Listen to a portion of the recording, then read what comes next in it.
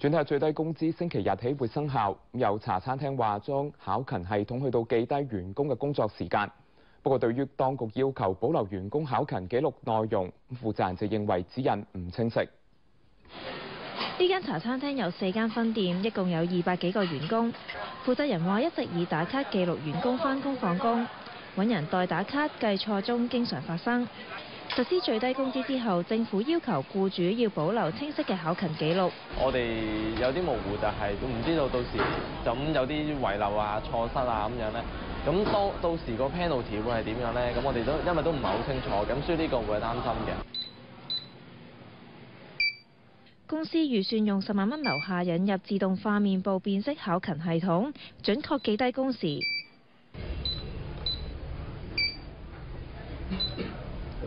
1秒鐘就可以記錄低員工返工放工同埋上落場嘅時間，所有嘅資料會即刻傳送返去總公司嘅電腦做人事記錄，代替打卡，減低出錯嘅機會。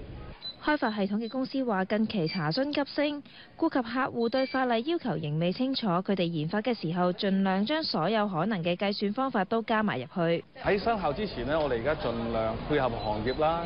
第日正式出台嘅時候呢，有啲咩需要呢，我哋係會作出一啲微調去做。佢話：而家嘅客戶主要嚟自餐飲、清潔同埋保安行業。無線電視記者謝海瑩報導。